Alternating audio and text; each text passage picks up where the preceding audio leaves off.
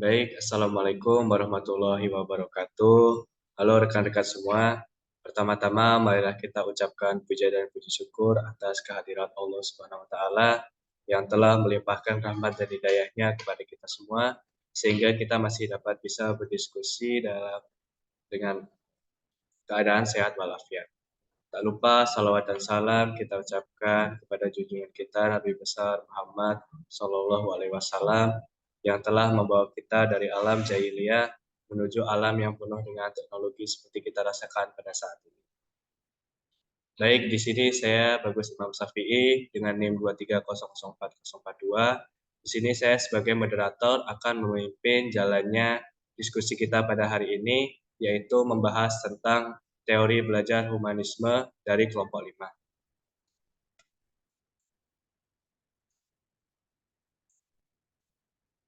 Baiklah, sebelumnya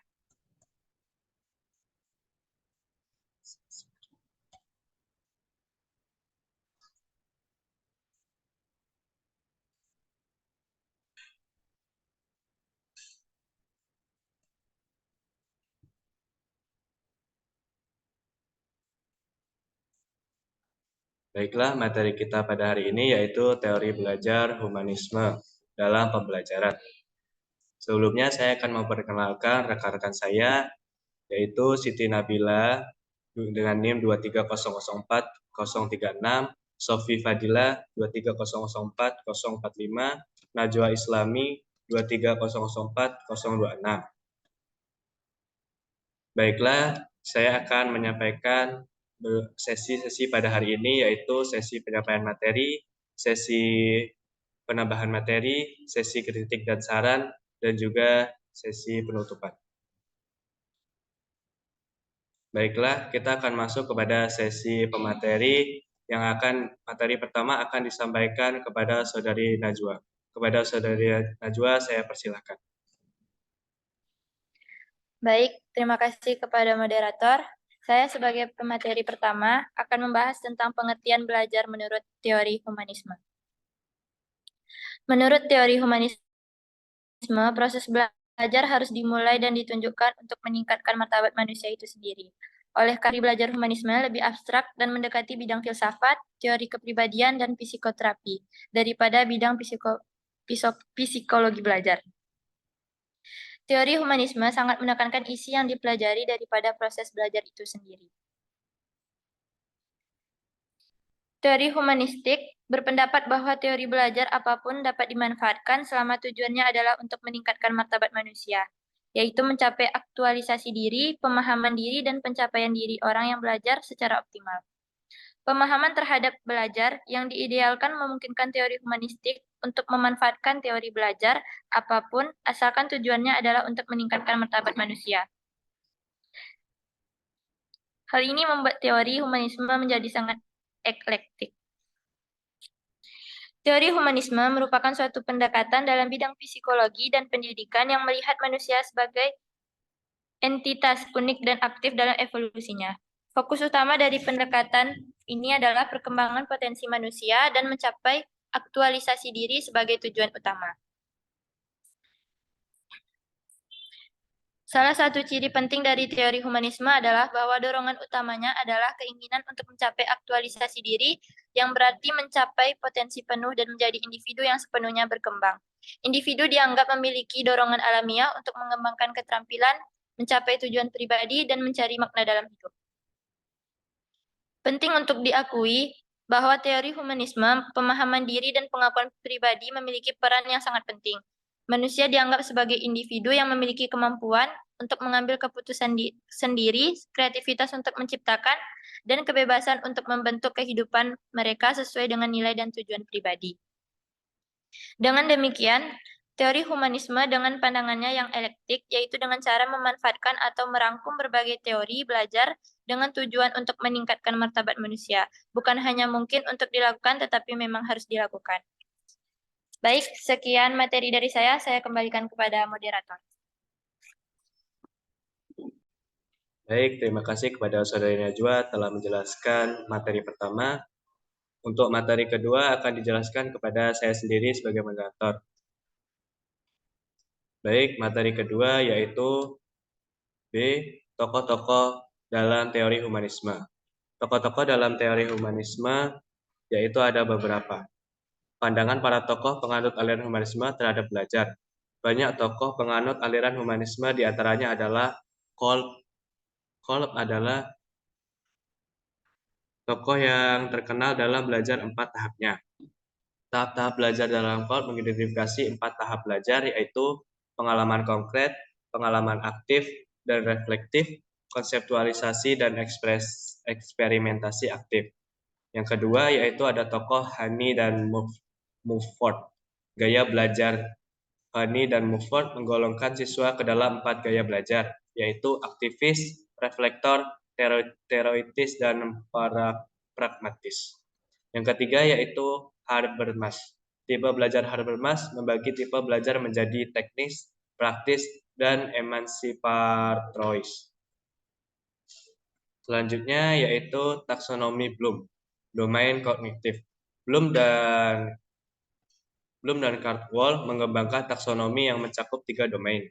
Domain kognitif terdiri dari 6 tingkatan: pengetahuan, pemahaman, aplikasi, analisis, asistensi, dan evaluasi. Taksonomi Bloom, domain psikomotor. Domain psikomotor memiliki 5 tingkatan: peniruan, penggunaan, ketepatan, perangkaian, dan naturalisasi. Taksonomi Bloom, domain afektif. Domain afektif memiliki 5 tingkatan: pengenalan, respon penghargaan, perorganisasian, dan pengalaman.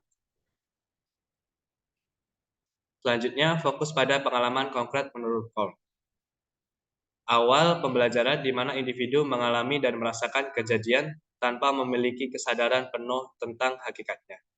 Peran refleksi menurut Kolb, tahapan pengamatan aktif dan reflektif dalam tahap yang penting. Penerapan konsep dan teori menurut Kolb, tahapan konseptualisasi melibatkan pengembangan abstraksi, teori, dan konsep dari pengalaman konkret. Pentingnya pengalaman dalam konteks nyata menurut Kolb. Tahap eksperimentasi aktif adalah tahap di mana individu mampu mengaplikasikan konsep dan teori dalam situasi praktis. Demikian materi yang dapat saya sampaikan. Kepada pemateri 3, Siti Nabila, kepada saudari saya. Baik, terima kasih moderator. Selanjutnya saya akan menyampaikan materi ketiga yaitu aplikasi teori belajar humanisme dalam kegiatan pembelajaran. Teori humanisme sering mendapat kritik karena sulit diterapkan secara praktis dalam konteks pembelajaran. Teori ini dianggap lebih terkait dengan bidang filsafat, teori kepribadian, dan psikoterapi daripada dengan pendidikan.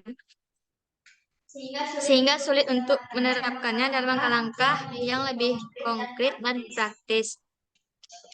Meskipun demikian, karena sifatnya yang mengidealisasikan manusia, teori humanisme memiliki potensi untuk memberikan arah bagi semua aspek pembelajaran guna mencapai tujuan tersebut.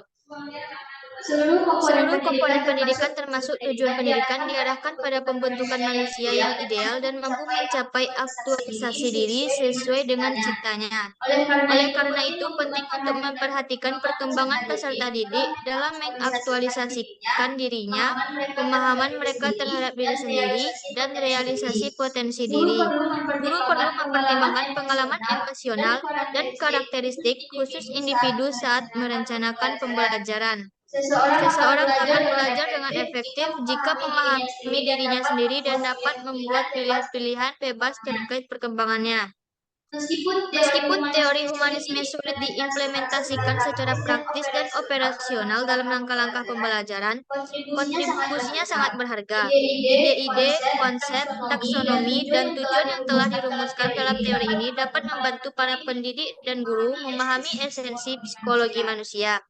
Hal ini membantu mereka menentukan komponen-komponen pembelajaran seperti perumusan tujuan, pemilihan materi, strategi pembelajaran, serta pengembangan alat evaluasi yang semuanya diarahkan untuk membentuk manusia sesuai dengan cita-citanya. Pembelajaran yang dirancang secara sistematis dengan tahap-tahap yang jelas dan tujuan pembelajaran yang eksplisit dan dapat diukur, serta kondisi belajar yang terstruktur harus disesuaikan dengan pengalaman belajar yang dipilih oleh siswa untuk memastikan pembelajaran bermakna. Sesuai dengan teori humanisme, agar pembelajaran memiliki makna bagi siswa, perlu inisiatif dan keterlibatan penuh dari siswa sendiri sehingga mereka dapat mengalami pembelajaran eksperiensial. Baiklah, sekian materi yang dapat saya sampaikan. Saya kembalikan ke moderator. Baiklah, terima kasih kepada Siti Nabila yang telah menyampaikan materi ketiga. Materi selanjutnya akan disampaikan kepada Saudari Sofi. Kepada Saudari Sofi, saya persilakan. Baiklah, terima kasih kepada moderator. Saya akan melanjutkan materi dari pemateri ketiga, yaitu langkah-langkah pembelajaran teori humanisme. Dalam penerapannya, teori humanisme menekankan siswa untuk berpikir induktif, memberikan pengalaman, dan menekankan keterlibatan siswa secara aktif dalam proses belajar. Oleh karena itu, meskipun tidak ada pedoman baku yang secara eksplisit mengatur langkah pembelajaran dengan pendekatan humanistik, langkah-langkah pembelajaran yang disajikan oleh sosialisasi dan proses pembelajaran dapat dijadikan pedoman. Langkah-langkah tersebut adalah sebagai berikut. Yang pertama, menetapkan tujuan pembelajaran dan menetapkan materi pelajaran. Yang kedua, mengidentifikasi kemampuan awal atau teori yang dilakukan siswa. Tiga, mengenali topik pembelajaran yang melibatkan keterlibatan aktif dan pengalaman belajar siswa. Empat, merencanakan proses belajar seperti lingkungan dan media pelajaran. Lima, membimbing siswa secara aktif dalam proses belajar. Enam, mendampingi siswa untuk memahami isi dan makna dan pengalaman belajar mereka. Tujuh, memandu siswa dalam mengembangkan konseptualisasi pengalaman belajar mereka. Delapan, mengarahkan siswa dalam menerapkan elemen baru dalam situasi nyata. Sembilan, melakukan evaluasi terhadap proses dan hasil pembelajaran. Baik, itu yang dapat saya sampaikan. Saya kembalikan kepada moderator. Baik, terima kasih kepada Saudari Sofi yang telah menyampaikan materi terakhir. Demikianlah materi yang dapat kami sampaikan untuk sesi penambahan materi, sesi kritik dan saran, dan sesi pertanyaan. Kami persilakan kepada saudara dan saudari untuk melakukannya pada forum diskusi. Demikianlah materi yang dapat kami sampaikan. Apabila ada kekurangan dan kesalahan pada materi yang dapat kami sampaikan, kami mohon maaf karena kesempurnaan hanya milik Allah Subhanahu. Kesempurnaan hanya milik Allah.